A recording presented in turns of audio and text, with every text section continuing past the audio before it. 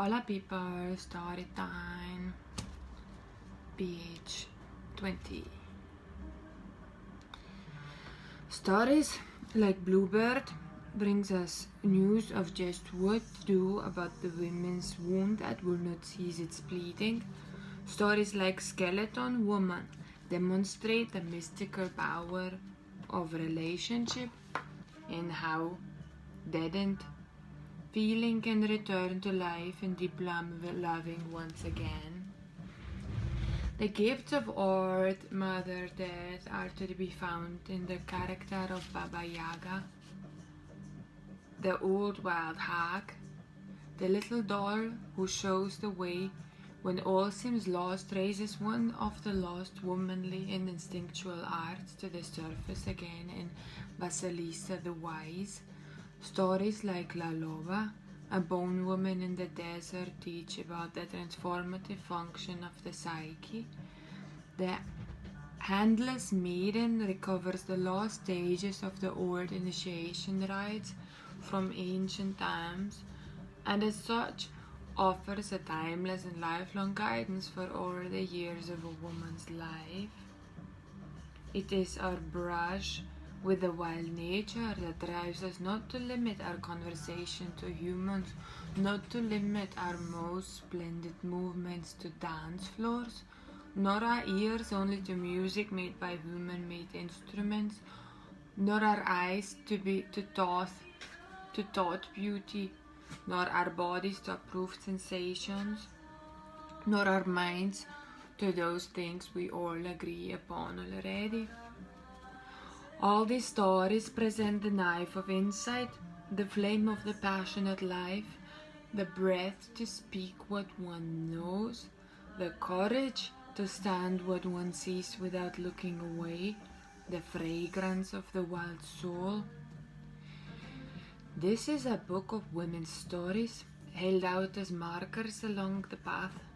They are for you to read and contemplate in order to assist you toward your own natural won freedom, your caring for self, animals, earth, children, sisters, lovers, and men. I'll tell you right now, the doors to the world of the wild self are few but precious. If you have a deep scar, that is a door. If you have an old story, that is a door. If you love the sky and the water so much you almost cannot bear it, that is a door. If you yearn for a deeper life, a full life, a sane life, that is a door. The material in this book was chosen to embolden you. The work is offered as a fortification for those on their way, including those who toil in difficult inner landscapes, as well as those who toil in and for the world. We must strive to allow our souls to grow in their natural ways and to their natural depths. That wildish nature does not require a woman to be a certain color, a certain education, a certain lifestyle or economic class. In fact, it cannot thrive in an atmosphere of enforced political correctness or by being bent into old burned-down paradigms. It thrives on fresh sight and self-integrity. It thrives on its own nature. So, whether you are introvert or extrovert, a woman-loving woman, a man-loving woman, or a God-loving woman, or all of the above, whether you are possessed of a simple heart or the ambitions of an Amazon, whether you are trying to make it to the top or just make it through tomorrow, whether you be spicy or somber, regal or roughshod, the wild woman belongs to you. She belongs to all women. To find her, it is necessary for women to return to their instinctive lives, their deepest knowing. So let us push on now and remember ourselves back to the wild soul. Let us sing her flesh back onto our bones. Shed any false coat we have been given. Don the true coat of powerful instinct and knowing. Infiltrate the psychic lands that once belonged to us. Unfurl the bandages, ready the medicine. Let us return now, wild women howling, laughing, singing up to the one who loves us so. For us the issue is simple. Without us, wild woman dies. Without wild woman, we die. Para vida, for true life, both must live. Chapter 1. The Howl. Resurrection of the Wild Woman. La Loba, the Wolf Woman. I must reveal to you that I am not one of the divine who march into the desert and return gravid with wisdom. I've traveled many cook fires and spread angel bait around every sleeping place. But more often than the getting of wisdom, I've gotten indelicate episode of giardiasis, E. coli, and amoebic dysentery. Aye, such is the fate of a middle-class mystic with delicate intestines. Whatever wisdom or notion I aspire on my travels to odd places and unusual people, I learn to shelter, for sometimes old Father Academy, like Kronos, still has an inclination to eat the children before they can become either curative or astonishing. Over-intellectualization can obscure the patterns of the instinctual nature of women. So, to further a kinship relationship with the instinctual nature, it assists greatly if we understand stories as though we are inside them, rather than as though they are outside of us. We enter into a story through the door of inner hearing. The spoken story touches the auditory nerve, which runs across the floor of the skull into the brainstem just below the pons. There, auditory impulses are relayed upward to consciousness, or else it is said to be the soul, depending on the attitude with which one listens. Ancient dissectionists spoke of the auditory nerve being divided into 3 or more pathways deep in the brain.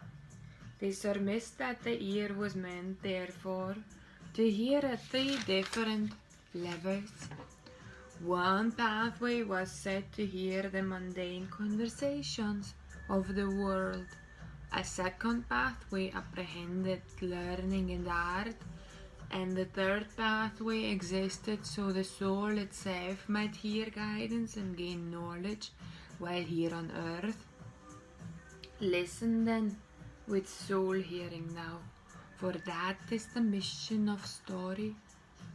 Bone by bone, hair by hair, wild woman comes back.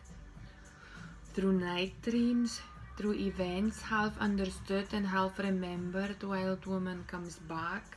She comes back through story. I began my own migration across the United States in the 1960s, looking for a settling place that was dense with trees, fragrant with water, and populated by the creatures I loved: bear, fox, snake, eagle, wolf. The wolves were being systematically exterminated from the upper Great Lakes region. No matter where I went, the wolves were being hounded in one way or another. Although many spoke of them as menaces, I always felt safer when there were wolves in the woods. Out west and in the north in those times, you could camp and hear the mountains and forests sing, sing, sing at night. But even there, the age of scope rifles, jeep-mounted clique lights, and arsenic treats caused an age of silence to creep over the land. Soon, The Rockies were almost empty of wolves too. That is how I came to the Great Desert, which lies half in Mexico, half in the United States. And the further south I traveled, the more stories I heard about wolves. You see, it is told that there is a place in the desert where the spirit of women and the spirit of wolves meet across time. I felt I was on to something when in the Texas borderlands I heard a story called Loba Girl about a woman who was a wolf, who was a woman. Next, I found the ancient Aztec story of orphan twins being breastfed by a she-wolf till the children were old enough to stand on their own. And finally, from the old Spanish land grant farmers and Pueblo people of the southwest, I heard one-line reports about the bone people, the old ones who bring the dead back to life. They were said to restore both humans and animals. Then, on one of my own ethnographic expeditions, I met a bone woman and have never been quite the same since. Allow me to present a first-hand account and introduction. La Loba. There is an old woman who lives in a hidden place that everyone knows in their souls but few have ever seen. As in the fairy tales of Eastern Europe, she seems to wait for lost or wandering people and seekers to come to her place. She is circumspect, often hairy, always fat, and especially wishes to evade most company. She is both a crower and a cackler, generally having more animal sounds than human ones. I might say she lives among the rotten granite slopes in Tarahumara Indian Territory, or that she is buried outside Phoenix near a well. Perhaps she will be seen traveling south to Monte Alban in a burned-out car with the back window shot out. Or maybe she will be spotted standing by the highway near El Paso, or riding shotgun with truckers to Morelia, Mexico, or walking to market above Oaxaca with strangely formed bows of firewood on her back. She calls herself by many names: La Huesera, bone woman, La Trapera, the gatherer, and La Loba, wolf woman. The sole work of La Loba is the collecting of bones. She collects and preserves especially that which is in danger of being lost to the world. Her cave is filled with the bones of all manner of desert creatures, the deer, the rattlesnake, the crow, but her specialty is wolves. She creeps and crawls and sifts through the mountains and arroyos, dry riverbeds, looking for wolf bones. And when she has assembled an entire skeleton, when the last bone is in place and the beautiful white sculpture of the creature is laid out before her, she sits by the fire and thinks about what song she will sing. And when she is sure, she stands over the criatura, raises her arms over it and sings out. That is when the rib bones and leg bones of the wolf begin to flesh out and the creature becomes cured.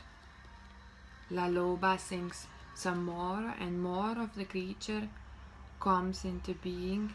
Its tail curls upward, shaggy and strong, and La Loba sings more and the wolf creature begins to breathe.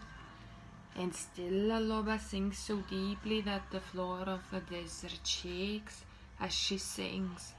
The wolf opens its eyes, leaps up, and runs away down the canyon. Somewhere in its running, whether by the speed of its running or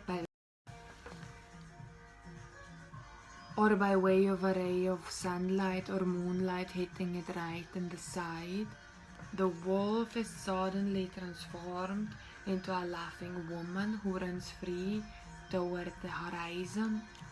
So remember, if you wander the desert and it is near sundown, and you are perhaps a little bit lost and certainly tired, that you are lucky, for La Loba may take a liking to you and show you something of the sort. That's it for today, story times. See you tomorrow. Don't forget to drink a lot of fluids. Love you.